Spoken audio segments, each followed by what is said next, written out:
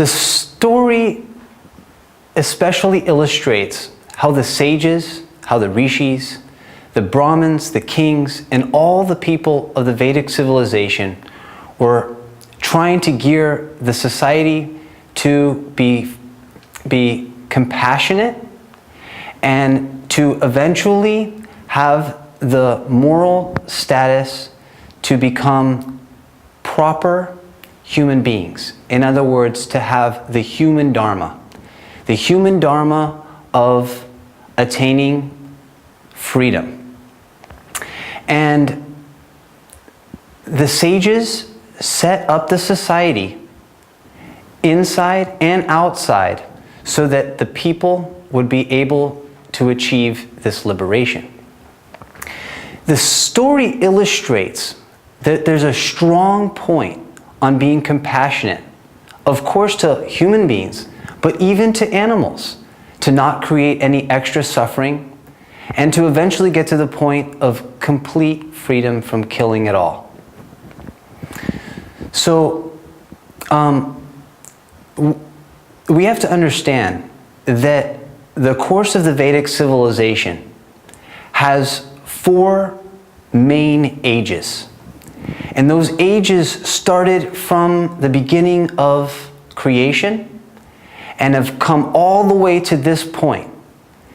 And even though we are in the last age at the moment, the beginning of what they call Kali Yuga, Kali meaning dark and Yuga meaning age. So Kali Yuga is the dark age. And we find that the legends and the history of Vedic civilization before that was very ideal. People were compassionate. There were unlimited varieties of food grains and different natural products where killing was not necessary. The diet and the amount of food was unlimited. There was beautiful rivers that were giving fresh water and agrarian life. There were mountains that are giving minerals. And the whole Vedic civilization was very blessed. As time progressed, we enter into another type of age. And in this age, we see that the principles of religion, the Dharma, the Sanatana Dharma, the true religion, starts to get corrupted. And we can call it false religion or we can call it darkness. But the way the ancient sages describe it, it is Kali or black, the black age. And in this age, they describe many things about it, saying that it is, that human beings will be short of good advisors, spiritual teachers, that they'll be unlucky, that they'll be short of blessings, that their duration of life will start to shorten, and that their compassion for others will be limited. And we find that there will be suffering because of these choices. So I will illustrate one more important story to describe the conflict between the age of Kali and the age of Dharma, where Dharma is becoming covered over in this blackness. So the way that the story is presented is an analogy. And the analogy has to do with a cow or a bull. And this cow is actually considered to be Dharma. The cow is actually the religion or the law. And just like a regular cow produces a calf and then produces milk that sustains the calf and others, similarly, the cow of religion is able to absorb all the different types of knowledge and give us the essence or the true religion, the true law. And the story goes that in the very beginning of Kali Yuga, which started 5,000 years ago, right after the Battle of Kurukshetra, when Krishna disappeared from the earth, there was a king named Maharaj Parikshit, and he was considered to be the emperor of the world.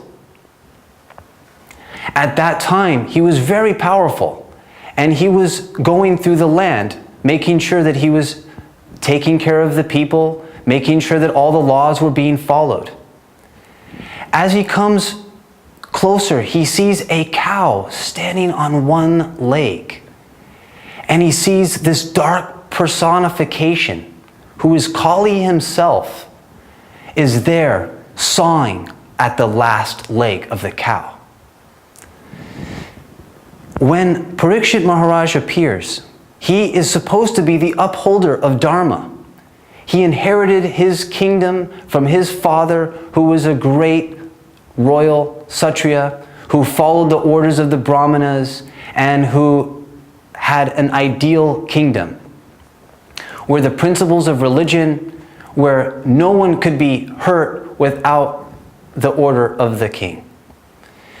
When he saw that this personality, this dark personality, was sawing at the cow, was sawing at the representation of Dharma, he was very upset.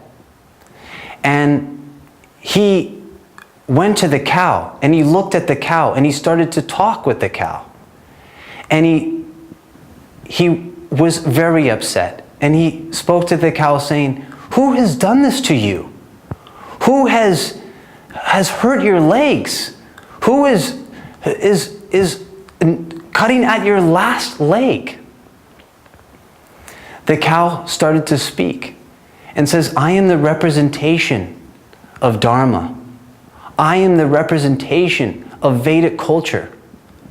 But through these periods of time, from the 4 ages, from the very beginning of time, when Sanatana Dharma was flourishing, the times as each period of time has come, I have lost a different leg.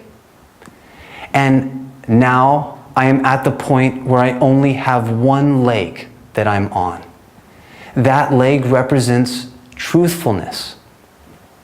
The other legs represent austerity, charity, and mercy.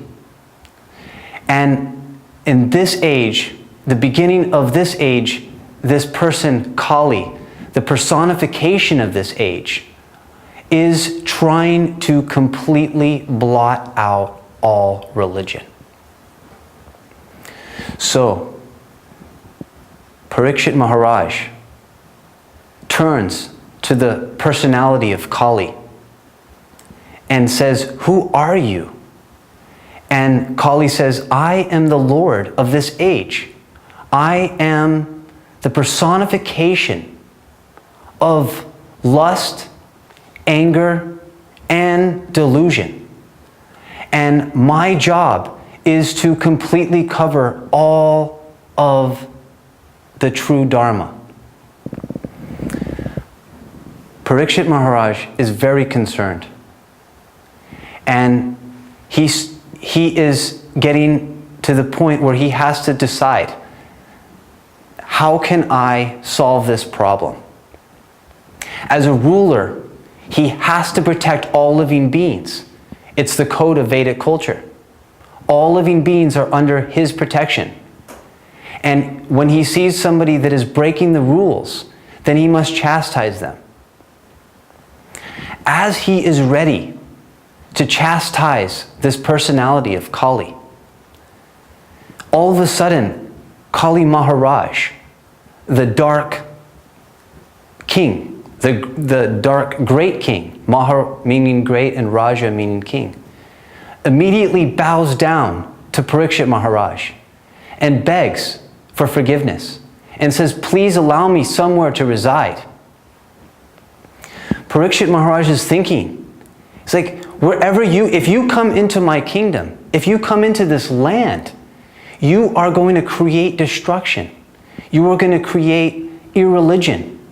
And if you create irreligion, then it's going to create societal disrepair. You're going to create destruction in society. There'll be wars. There'll be theft. There'll be all kinds of indescribable problems. Kali Maharaj says, but you are a king, and you have to give me some place to stay. There has to be somewhere. And this is a very interesting reply that Maharaj Parikshit gives to Kali Maharaj for this lord of this age. He says, fine, if it must be so, then you can reside in places of irreligion. Those places are slaughterhouses where animals are being killed. Those places are pleasure houses or any kind of entertainment places, and also intoxication havens. And the last one, wherever there's gold or money. At this, Kali Maharaj smiled, for he knew that he had now had access to this age. He was given a place in this age.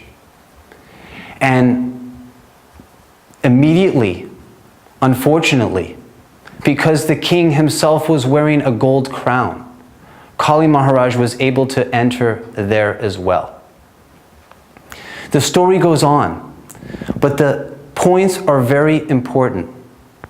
And that is that the ideal situation of Sanatana Dharma, of the Vedic culture, is to be free in the heart, to be completely compassionate, as the sage Narada was to all the animals that he saw from the cruel hunter. And similarly, Parikshit Maharaj is trying to save the personification of religion, who happens to be the cow, the holy cow in India. And Parikshit Maharaj has to make some adjustment.